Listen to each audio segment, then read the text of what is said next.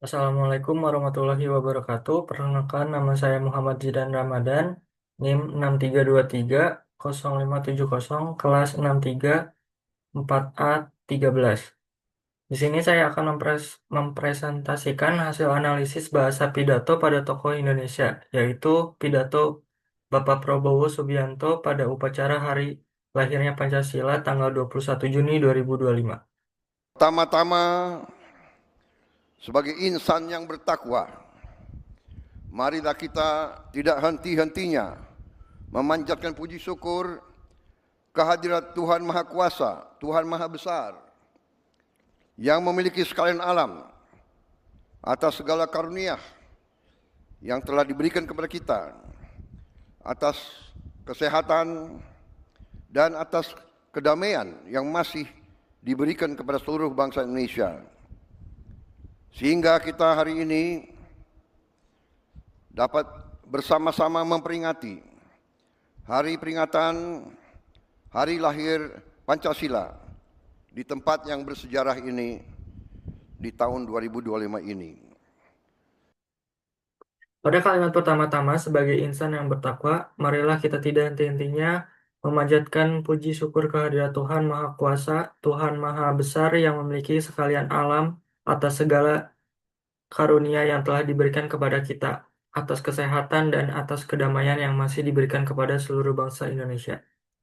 Pada kalimat tersebut, kalimat ini tidak efektif karena terlalu panjang dan berbelit-belit, sehingga dapat membingungkan pendengar. Maka contoh perbaikannya ialah sebagai insan bertakwa, marilah kita bersyukur kepada Tuhan yang Maha Kuasa atas karunia kesehatan dan kedamaian yang diberikan kepada bangsa Indonesia. Bangsa Indonesia yang ditakdirkan untuk bersatu, padahal terdiri dari ribuan pulau-pulau, ratusan kelompok etnis, agama-agama yang berbeda-beda, dengan bahasa-bahasa daerah yang berbeda-beda.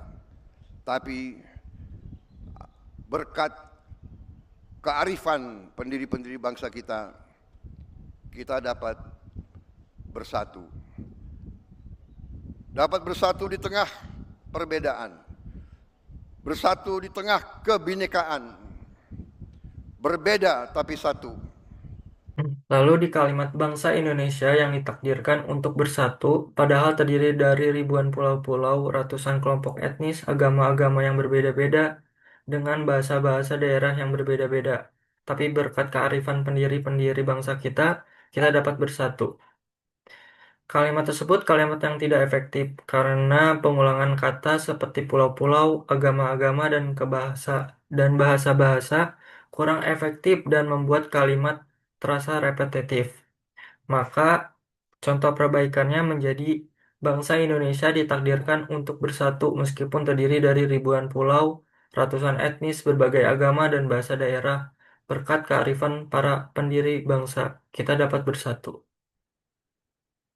Ini selalu yang diharapkan oleh bangsa-bangsa asing, kekuatan-kekuatan asing yang tidak suka Indonesia kuat, tidak suka Indonesia kaya. Ratusan tahun mereka datang, ratusan tahun mereka adu domba kita, sampai sekarang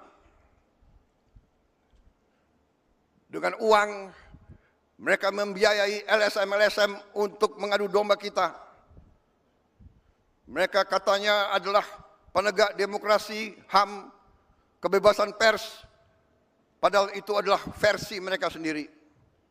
Saudara-saudara sekalian, saya tidak mengajak bangsa Indonesia untuk curiga sama bangsa asing. Kita tidak boleh dipermainkan oleh bangsa manapun.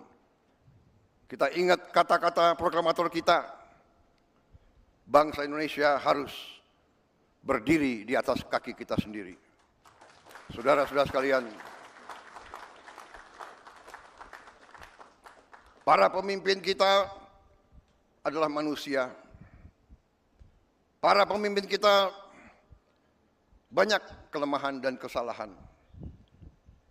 Tapi janganlah kita lupa, sekali-sekali jangan kita lupa jasa-jasa mereka. Jangan kita lupa prestasi-prestasi mereka. Prestasi semua pemimpin kita.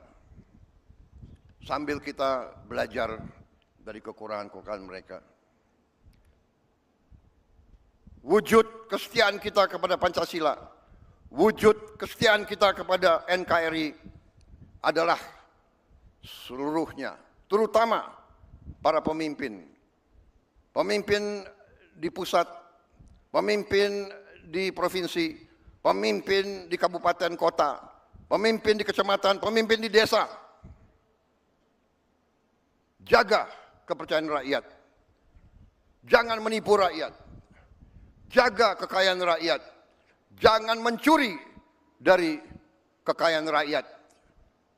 Kalau tidak mampu, jangan masuk ke pemerintahan. Kalau tidak mau mengabdi kepada rakyat, jangan mau menerima mandat dari rakyat. Saudara-saudara sekalian, marilah kita yakinkan bahwa Pancasila hidup. Pancasila bukan sekedar mantra. Kita tidak boleh diam bila mana nilai-nilai kita dilemahkan. Kita harus menjaga, harus membela, dan harus meneruskan nilai-nilai tersebut agar negara kita melangkah maju. Kekayaan kita sungguh besar. Saya sangat yakin dalam beberapa tahun ini kita akan bangkit sebagai negara yang hebat. Itu keyakinan saya.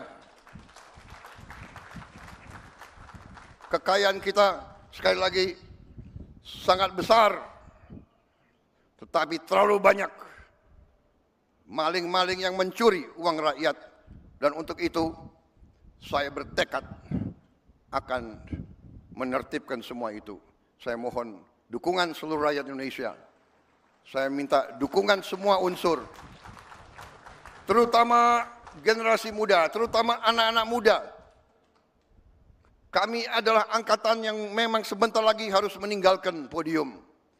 Kami berbuat ini hanya untuk anak-anak dan cucu-cucu kita. Kita sekarang berjuang melawan korupsi supaya Anda mengambil alih negara dalam keadaan baik, kuat. Tidak boleh ada kemiskinan di Indonesia. Tidak boleh ada kelaparan di Indonesia. Mari kita bersatu. Jangan ragu-ragu. Melihat pejabat pemimpin melanggar, laporkan. Sekarang kita punya teknologi. Setiap rakyat di desa bisa menggunakan gadget. Kalau ada bukti pelanggaran, segera siarkan. Jangan terima penyelewengan. Jangan mau terima pejabat yang berbuat sekendak dirinya dan tidak setia kepada bangsa dan negara. Saya kira itu yang ingin saya sampaikan. Dirgahayu Pancasila, jayalah Indonesia. Marilah kita tidak lupa jasa-jasa proklamator kita, jasa-jasa pahlawan kita yang telah berkorban untuk kita. Wassalamualaikum warahmatullahi wabarakatuh. Salam sejahtera bagi kita sekalian. Shalom, salve, om, santi, santi, santi, om. Namo Buddhaya, salam kebajikan, rahayu, rahayu, salam Pancasila. Merdeka! Merdeka! Merdeka! Terima kasih.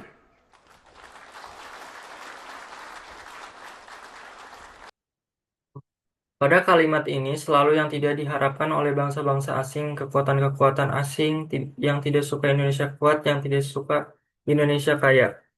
Kalimat tersebut kalimat yang tidak efektif karena struktur kalimat ini kurang jelas dan membingungkan, serta penggunaan frasa bangsa asing, kekuatan-kekuatan asing terasa berlebihan. Maka contoh perbaikan pada kalimat ini bisa menjadi hal ini diharapkan oleh kekuatan asing yang tidak menginginkan Indonesia menjadi negara yang kuat dan makmur. Kesimpulannya, pidato Presiden Prabowo menggunakan gaya bahasa formal dan retoris sesuai dengan konteks kenegaraan. Presiden Prabowo menggunakan diksi yang kuat, lugas, dan syarat muatan emosional dalam pidatonya, yang berfungsi sebagai bentuk kritik keras terhadap perilaku koruptif dan pengkhianatan terhadap bangsa, tetapi juga bertujuan untuk membangkitkan kesadaran moral dan rasa nasionalisme audiens.